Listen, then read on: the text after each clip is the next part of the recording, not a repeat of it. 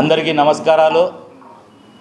నిన్నటి రోజున మాజీ ఎమ్మెల్యే జిల్లా అధ్యక్షులైన వైఎస్ఆర్సీపీ జిల్లా అధ్యక్షులైన అనంత వెంకటరామరెడ్డి గారు కూటమి ప్రభుత్వం పైన అవాకులు చవాకులు మాట్లాడడం చాలా హాస్యాస్పదం.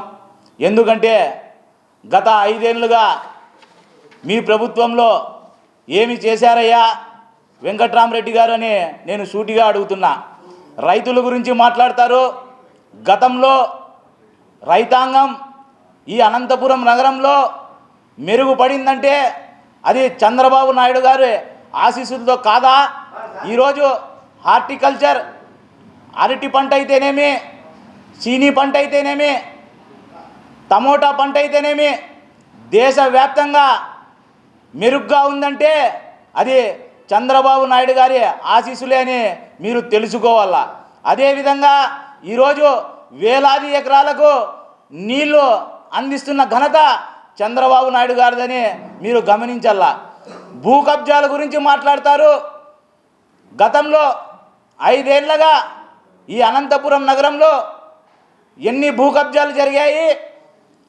వాస్తవాలకు పోతే మీ కుటుంబ సభ్యుల పేరు మీద వందలాది ఎకరాలు ఈ ఊరు శివారులో కానివ్వండి, ఈ ఊరు లోపల కానివ్వండి, ఎన్ని సెంట్లు ఎన్ని ఎకరాలు ఉన్నాయని నేను మీకు సూటిగా అడుగుతున్నా.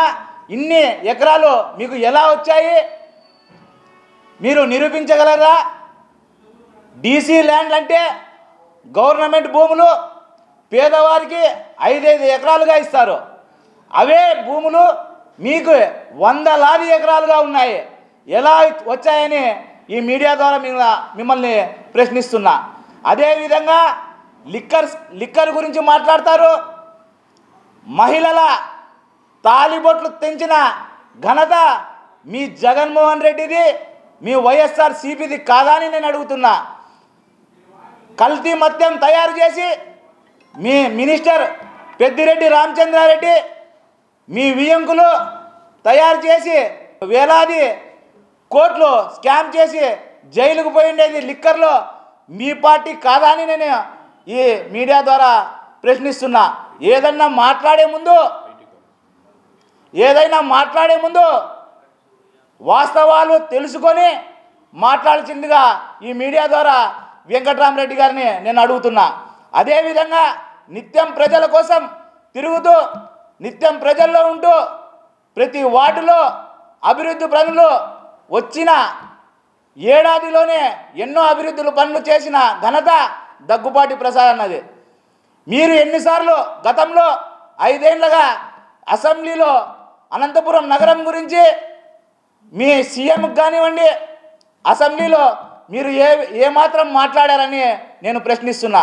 వచ్చిన మొదటి శాసనసభలోనే డంప్ యార్డ్ గురించి మరియు అండర్ గ్రౌండ్ డ్రైనేజ్ గురించి మాట్లాడి అవి వచ్చేటట్టు చేస్తున్న ఘనత మా దగ్గుబాటి ప్రసాద్ అన్నదని తెలియజేసుకుంటూ, ఇంకోసారి దగ్గుబాటి ప్రసాద్ అన్న గురించి కూడా అదే మా కూటమి ప్రభుత్వం గురించి కూడా మాట్లాడితే బాగుండదని తెలియజేసుకుంటూ నాకు ఈ అవకాశం ఇచ్చిన అందరికీ కృతజ్ఞతలు తెలుపుకుంటూ సెలవు తీసుకుంటున్నా.